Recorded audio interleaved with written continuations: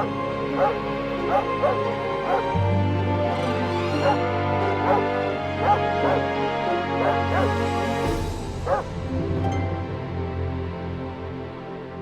everyone. Welcome to Pets, People, Life, and Longevity. I am Jan Jeremias, and I'm here with my canine companion, who usually sometimes makes a lot of sense, who's usually quite silent, but who knows, Tonka.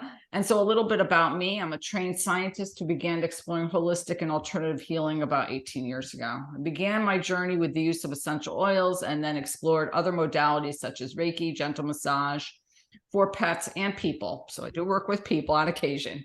I'm the co-author of the top-selling essential oil book, Spoil Your Pet, a practical guide to using essential oils in dogs and cats. And so today I'm really excited because I'm having back, actually, because she's been on before, Debra Hamilton. And so I'm super excited about what we'll talk about today because it has become something that I'm really passionate about. But a little bit about Debra. Debra lives in North Carolina. She helps people resolve conflicts. She's an attorney. She helps people resolve conflicts over animals in a more peaceful way that helps save, hopefully, the relationships of everyone, including the pet involved. She is the creator and the lead of something called the MAAP community. And that's what we're going to talk about today because I'm lucky enough to know quite a bit about it. So hopefully I'll get to ask some great questions. So welcome, Debra. I'm so glad to be back, Jan. This is such a great community. And, everything is new to all of us. And making sure that we make plans for our pets, making sure that if we're having a disagreement, we find a new way to resolve it and keep a relationship together is all of what I do. Litigation no longer rings my bell. It used to, but now it doesn't.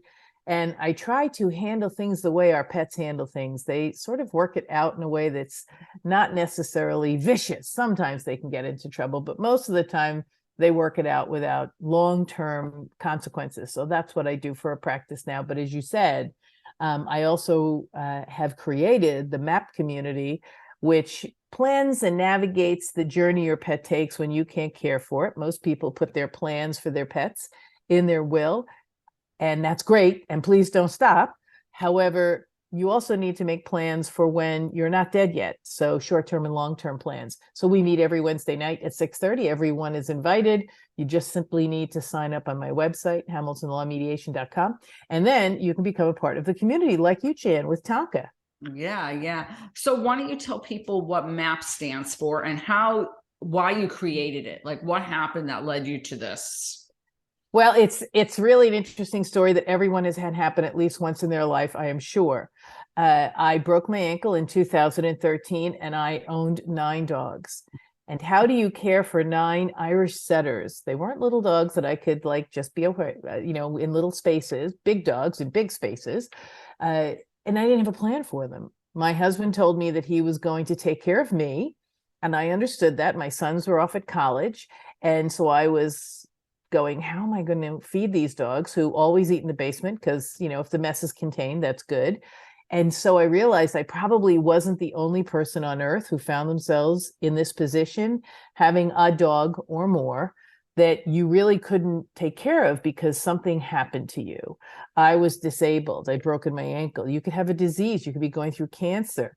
That would be one of them. You could be going through a divorce. Who takes care of the pet? You could be delayed on a plane. That's an issue you have to care for. How about if you're deployed? That's one. What if you're in the middle of a domestic violence relationship? How do you plan to leave with the pet? And there's disasters that happen every day, floods and fires and everything. Have you planned for what you're going to do with your pets?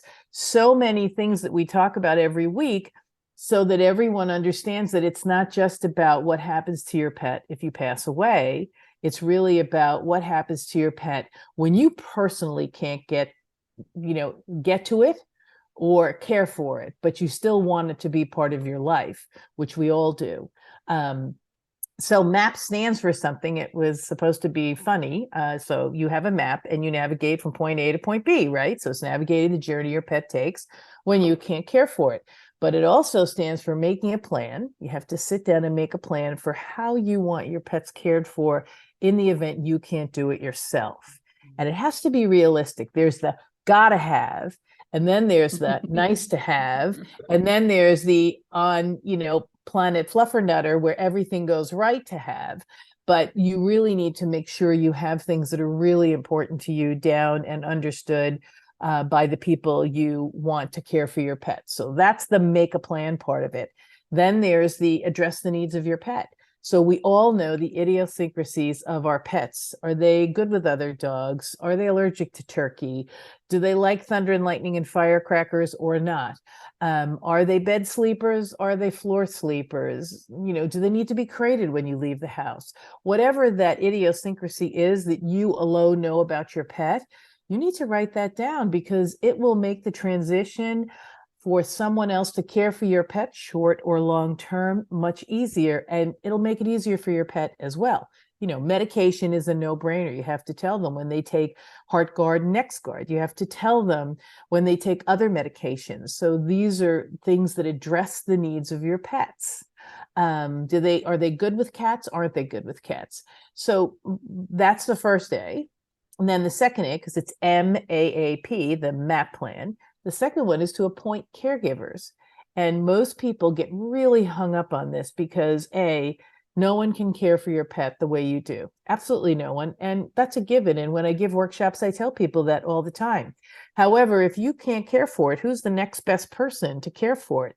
It might be a family member. However, if you're the one who's sick, or if it's your family member who's the one who's sick, you really want an heir and a spare, so to speak. The family member would be first to take care of the pets, but then if they're taking care of you, like my husband advised me, you want someone else lined up to help that person take care of, or even you take care of the pets. So you have to appoint caregivers. I always say try to appoint 3. People usually go, "What? Are you kidding?" I was like, yeah, because you have no idea how many people get busy when you need them. And I know, Jan, you and I have talked a number of times on the MAP community call. We've had members who have said, yeah, I called everybody and everybody was busy and they couldn't come and help. And it isn't intentional.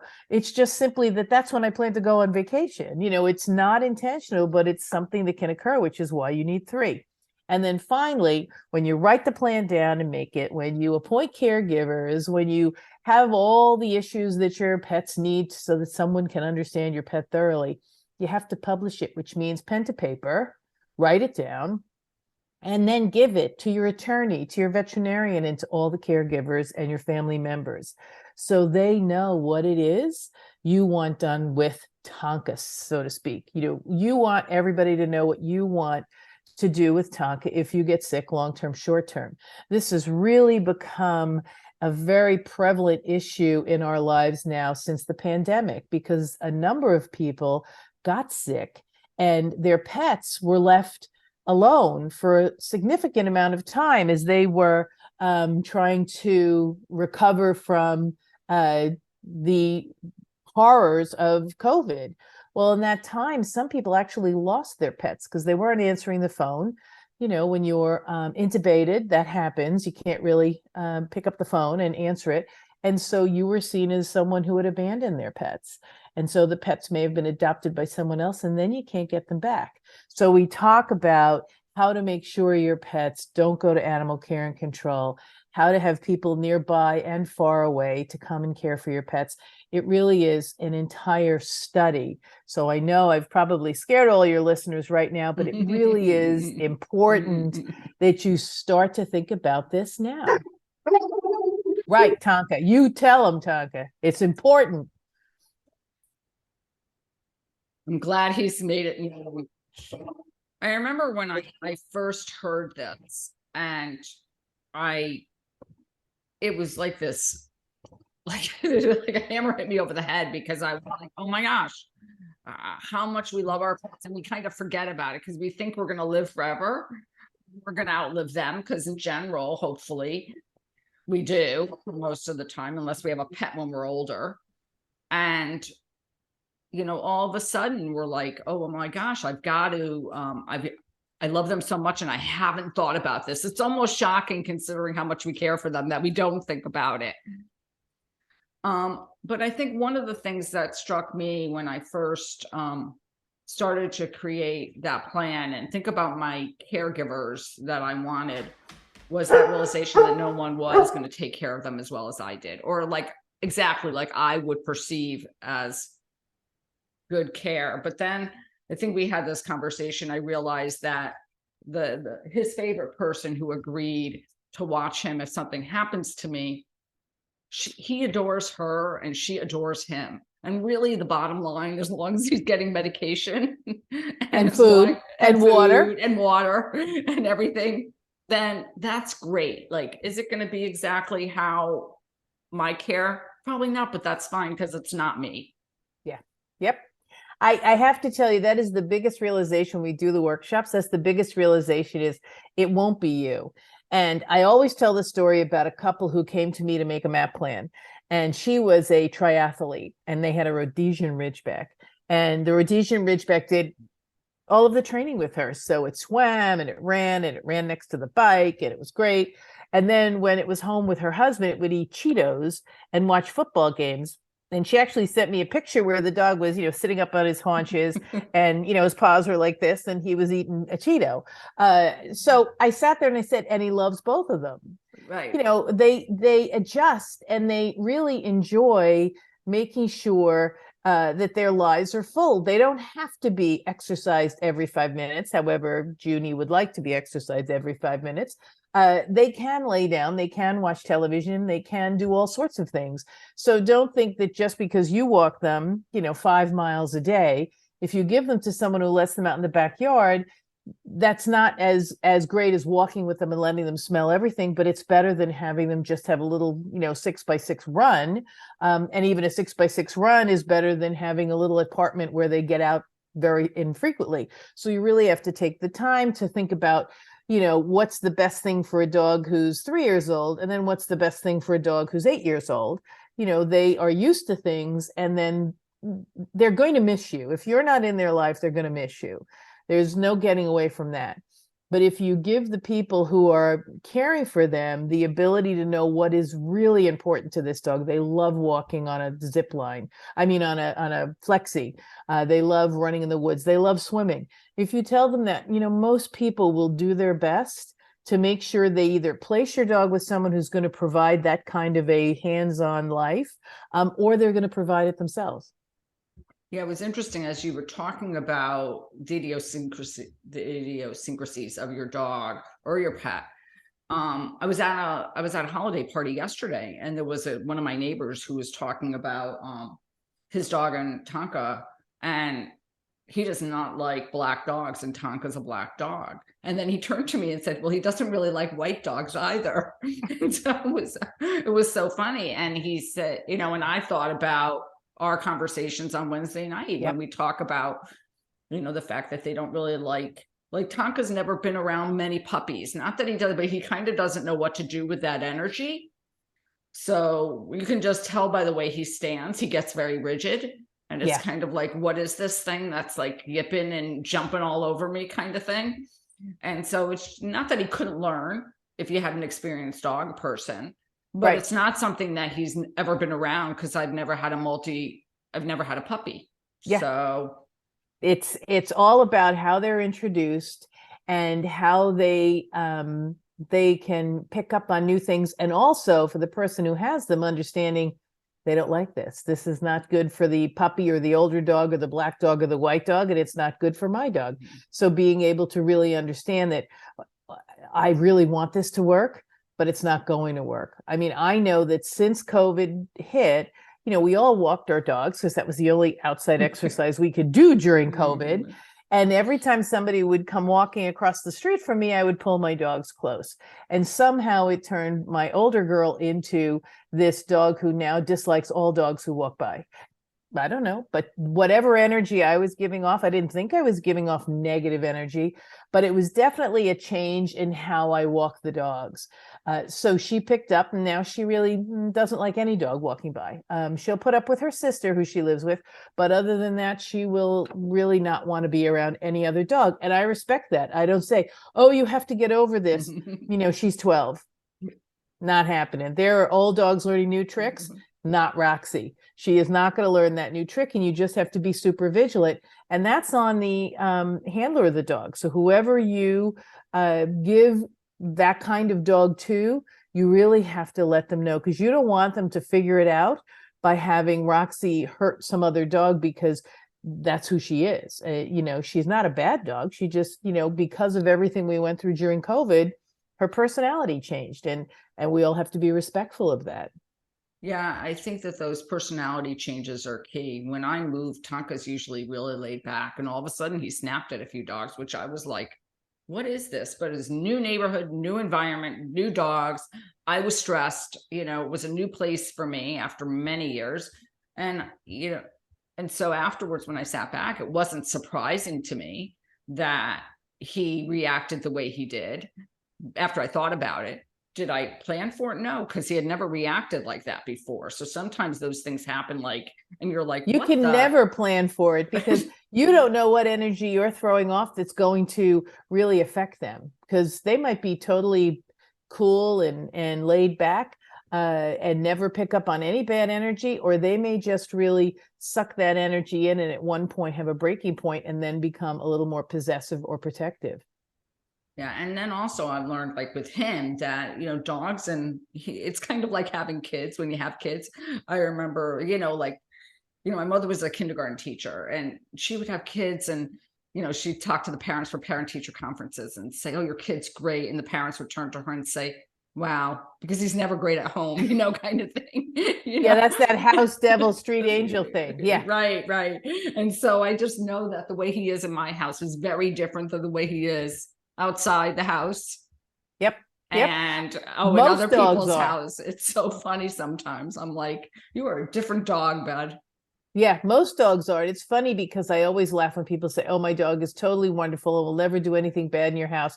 I always think of that as the kiss of death, because then they will absolutely do something naughty in your house, in somebody else's house. And you're like, oh my God, because it's sort of like the Titanic, the unsinkable Titanic. Don't ever say your dog isn't capable of doing something naughty, because they will prove you wrong every day of the year. They will, just because they can. And I mean, I have Irish setters, so right there, their mission in life is to make sure they can find the loophole in all of your required behavior so that they can show you that they're really in charge. I always say, I had this conversation with my cousin one day, who asked me, we were talking about dog training and everything, and Tonka's 12, and I always think I'm still training him. If he will push the bull, he'll push it, he'll push the buck, because I sit there and he knows he has to sit before he eats. He can't rush into it. I have to put the bowl down, and then I can say, okay. And you can see him as he's like this. And I'm like, bud, come on. This is not a new trick. That's right. This has been here forever. That's right. We've been doing this for a long time. They will find your weakest link. So if, you get tired one day and you go, okay, fine, you can eat, you don't have to sit down. Well, then forever on, they will always test. Exactly. Maybe this is the day she won't make me sit. Yeah, that's right. This is the day. Maybe she'll be tired and I can get away with it, Yep. But it's true. We get tired, or we're just it's really late and we've had a long day, and we're like, okay, just eat, They will step in and change the rules on us all the time. Someone said to me yesterday, yes, the dogs teach you well. And I said, much better than I teach the dogs. The dogs teach me. I do understand. But it's interesting when those kinds of things happen, you really have to put those in the address the needs of your pet piece, because if they really are testers, not negative testers, but just that they are, whatever you do, remember, they are going to remember it and hold you to it. So if you don't do X, Y, and Z, well, then they're going to hold you to it. And people who are going to help you with your dogs, if say you're ill or recovering from a disability, a broken arm, broken leg, something like that, having people know that Tonka's going to test you about sitting, and Jan might not feel up to feeding him, so one of her caregivers is going to be feeding the dog, letting them know that Tonka's going to test you and see if you've got the rule book, and if you don't have the rule book, he's going to throw the rule book out the window. Is how all dogs are. I mean, some of them are perfect, some are more willing than others, but I haven't run into those. Mine aren't like that. Mine always want to see what page in the rule book they can rip out. Right. I mean, and he's really good. I mean, I Yeah. dog sat for 3 dogs this weekend who like had no training. And I was like, oh my gosh, buddy, you are so good. You always take the one home that you want, right? Absolutely. That's right. But, as we're talking, the other thing, like, and just makes me think of different, even if it's not long term, like even if you're going away for a few weeks in somebody, because one of the mistakes I made, or I never even thought to say, is the girl who takes him when I go away would let him ride in the middle. Like, I have a small SUV, so he always went in the back, and she used to let him drive in the middle. And let me tell you, if I put him in the back, there's no gate to protect him. If he's not harnessed in, he will jump over now. And that was the end. Like, I could never get him to stay back there again. And I should have specified to her, he's not allowed to, like, he has to be in the back. And if I get another dog, I now know to specify that, because it's not happening again. Yeah, because, God forbid there are the crates you can put in the back. So that always keeps them in the back. There are the harnesses you can put in the middle that if, God forbid, you hit the brakes, they won't go through the windshield. But if they're just sitting in the middle without being tethered at all, God forbid you slam on the brakes, they could go through the windshield, or worse, if somebody hits you. I was on a call today where someone talked about how they'd gotten hit by a drunk driver, and their car spun around and the glass broke, and their dog got out and ran. But their dog had a microchip and a collar with his name on it. So he was found, and they called in and they got him back. That's the thing that I always worry about, is that if in fact you have a pet, making sure that, if you're injured in a car accident and the pet's with you, what to do with that pet. And if you're injured in a car accident, the pet isn't with you, letting people know you have pets at home waiting for you to get home to care for. So it's always a case of being proactive about alerting people that you have pets, what to do with your pets if they're with you or if they're not with you, because otherwise, during COVID, people went to the hospital thinking, well, I'm just going to go in and get a checkup. And then they were put on a ventilator, and 2 weeks later, they still were on a ventilator. Unless you make a plan for how to care for your pet, Animal Care and Control is going to come and take your pet, because you can't really leave it unattended. So it really is imperative for everybody to not only have sort of a little sign on their back door, front door, something saying, I always say, have the 3 people's numbers right there, so nobody has to look for it, because we want to make it simple, easy for people to find the people to care for your pets. But if you feel uncomfortable putting someone's name or number up on your, back door or your refrigerator or something, you can always put a card up that says, please do not remove my pets from the house.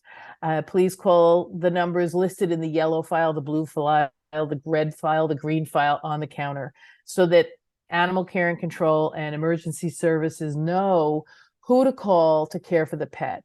And we've always talked at the MAAP community call about the nosy neighbor. If you've got a neighbor who knows everything that's going on in the entire world, you might want to share with them the information regarding who to call in the event there's an emergency at your house. You're not home, or you're being carried off because, you broke something, or you're not feeling well, or whatever.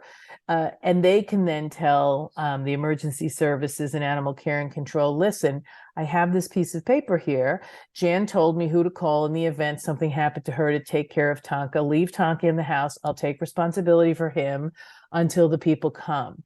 And that's what I always tell people to do, because you really don't want them removed. You really want to be able to have someone there. And I also suggest, let's not let somebody take your dog for a walk while you're not there. I just always feel that unless they're a dog walker who's come and, met the dog and knows the dog, if they're just like this neighbor, if you have a little fenced in area, let them take the dog there. So there's less of a chance, because the dog is going to have lived through the emergency. They're going to be incredibly unsettled. So you really want to make sure that you don't have anything happen while you're not able to take care of your pet. Make it easy for everybody to care for your pet. by making it simple. Just let him out in the backyard. It's fenced, put him away, give him water, give him some cookies. Nobody's dog is ever going to die from 24 hours without a meal. And hopefully the caregivers that are long-term caregivers, if you need them, will be there within 24 hours. Mm-hmm, mm-hmm. I mean, it makes me think as we suggested, or you suggested about automobiles. So keeping a copy of that plan in the car. And I'm just thinking, keeping a copy of that plan with you, because you never know what's going to happen when you're out and about. Right. You're out with a friend, somebody slips and falls. Like, I mean, things happen. And if you're conscious, that's fine. Then you can always pick up the phone and call somebody and say, hey, Deborah, I can't get home. Can you let Tonka out? That can happen. But if you have a head injury and you're unconscious, then, this will give you the opportunity either in your wallet, but they have to try to find it then, which drives me nuts. But if you put it on a colored 3x5 card, yellow or pink or green, they come in all sorts of colors, and emergency dog care in big letters at the top in your wallet, in your phone, in your purse somewhere, so that people can. I used to hand out 3x5 little business cards where people could write down all the information they needed. But I find that it's very unlikely that police or EMTs are going to look for that. I wish they would, but they don't necessarily do that.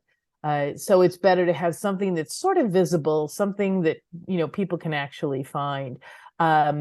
There was a commercial several years ago, way before COVID, and it was about a man and his dog, and he lived alone, and he and his dog went to dinner with his friends, and he and his dog went to get coffee in the morning, and he and his dog did everything together.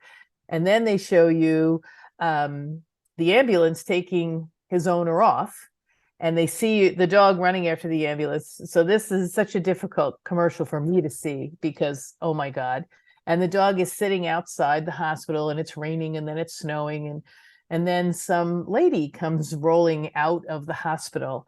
The commercial was for sharing your organs with others. When you pass away, if you can share your kidneys or your eyes or something with someone, you should do that. And so the dog jumps up on this woman who walks out, who presumably received some organ from this person. And I published the commercial. This is a great commercial. I'm a big supporter of organ transplant. I said, but did she take the dog home too? Because the dog needed a home now. His owner was gone, and he was sitting outside the hospital. So I sort of said, if you haven't made a MAAP plan for your pet, hopefully whoever gets your organ will take your dog home too. Right, I mean, it was a little tongue in cheek, but not so much, because who's going to take them? So you really need to make a plan. You have, all of our crystal balls have a little bit of snow in it. We absolutely think we're going to outlive our pets. And my other criticism of the way people think, if you're older, you're in your 70s, say, and your pet passes away, should you get another one? Well, no, you should never get another one. And I go, well, I don't want to wake up in the morning if I don't have to let a dog out. It's just the way I am. I love a dog being near me at night. I love them being part of my life. I like big dogs over little dogs. And so for me, I'm hoping I have dogs until the end of time, and I'm going to make a plan for my dogs to go somewhere if something happens to me and I can no longer take care of them. Now, if I have Alzheimer's or I have some physical disability that requires me to go into assisted living, I would love for whoever takes my dog to bring the dog to visit me. But that's not going to happen unless you make a plan, because everybody's going to swoop in and they're going to take your pets and they're going to disperse them because you haven't made a plan. You need to make a plan. You got to think of these things ahead of time. And as far as I'm concerned, there are a lot of older dogs in shelters and in rescues that would benefit greatly by being able to live out their lives with older people who might have a fenced-in yard. I actually gave one of my 5-year-olds to a couple who were 85 and 87, and she lived 10 years with them. She lived to be 15, and they had a beautiful fenced-in backyard. and they had an in and out door. So she was in and out 100 million times a day. And they took her in the car with them to church and to restaurants and everything. Yes, they were old, but she was really well behaved. And they had never had a dog that was well behaved before. They were like mesmerized. And she did not outlive Eleanor, but she did outlive George. And they actually got Eleanor another rescue dog after Violet died, because I don't know how you feel, Jan, but I think you probably feel the same. I don't know that there'd be a lot of reason for me to get up in the morning if I didn't have to let somebody out to pee.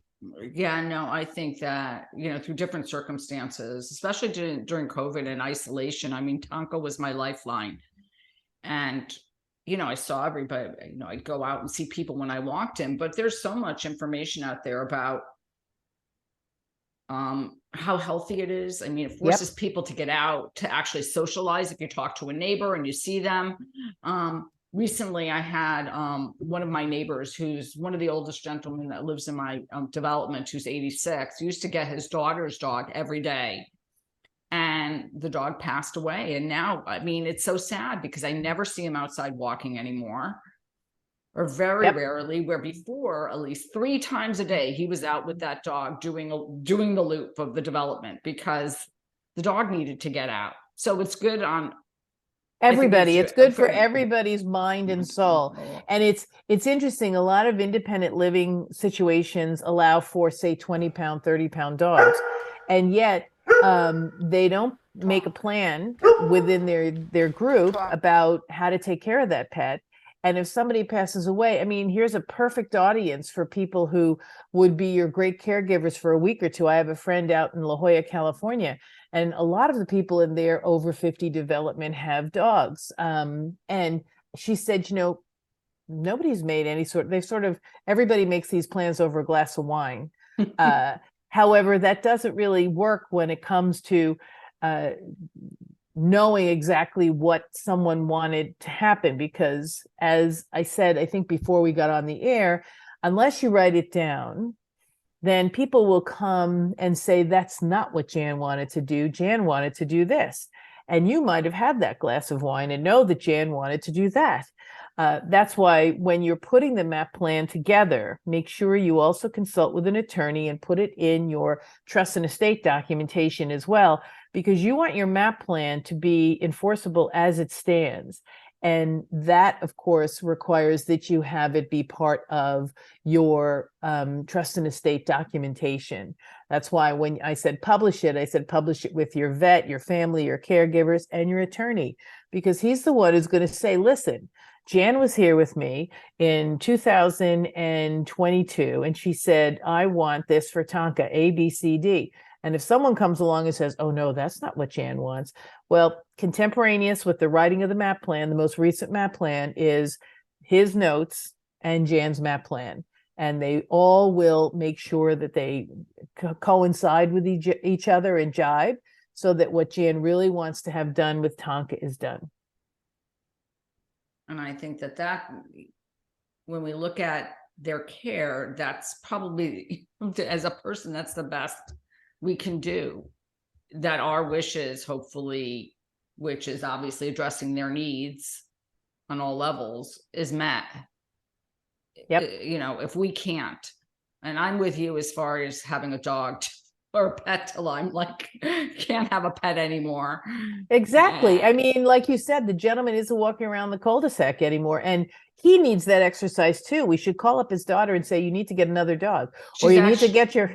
She's actually thinking about it. I think she was really thinking about getting another dog. And, I look at it because I've been thinking about getting a puppy, and I think to myself, I know my age, and I'm thinking, okay, well, if I'm going to get a puppy, I better do it fairly soon. And also the fact that Tonka's 12. So I figured that if I'm going to do a puppy, I probably should do it for his sake also fairly soon. Yeah, it does give them a lease on life. Some people say, oh my God, they think you're replacing them. And I go, most of the time they're like, hey, this is new, this is interesting, and they're not so bad. They might not necessarily like it up front. My girlfriend actually got a puppy and she has cats, and the cat said, absolutely not, no way, we are going to kill it. So she had to return the puppy. But if she had a dog, I think she would have been fine. Sometimes cats are not so keen on getting a new dog, especially a puppy. Sometimes they are better off with older dogs who have some experience in cat talk and know, okay, you are the king and the queen, and we are just your servants, and we're okay with that. That's right. I did the reverse. I had a dog and I got two other kittens, two cats, and she was very old. And I swear she looked at me, my dog looked at me, and she was like, what were you thinking? What were you thinking? Because they would not leave her alone. Like they Yep. would bat her tail, and they would get underneath her nose when she was drinking out of the bowl, and they would swat it. And she would give me these looks like, you really thought I was lonely? Yeah, I was not. Which part of that did I say yes to? Exactly. There was no complete communication. And your dogs are going to communicate with you as well. What we talk about at the MAAP plan all the time is what your pets need today is not what they're going to need next year on this day, or maybe 2 years from now on this day. Like you said, Tonka is 12. Junie here is 5.5. He's going to be 6. Well, he's almost 6. He'll be 6 December 16th. Wow, almost here. And so, the way he was when he was 3 is different than the way he is now as a 6-year-old, and will be different, 3 years from now when he's a 9-year-old.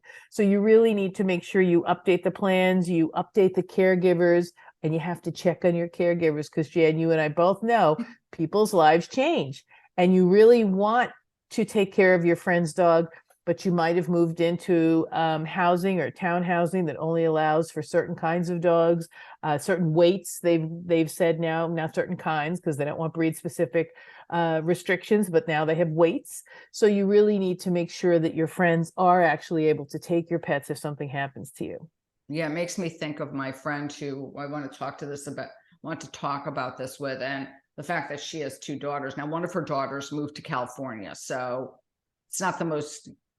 She's all the way on the East Coast, so it's not like it's next door anymore. Yeah. And the other one just moved into an apartment, and I actually wonder if she lives in an apartment where they allow pets. I know.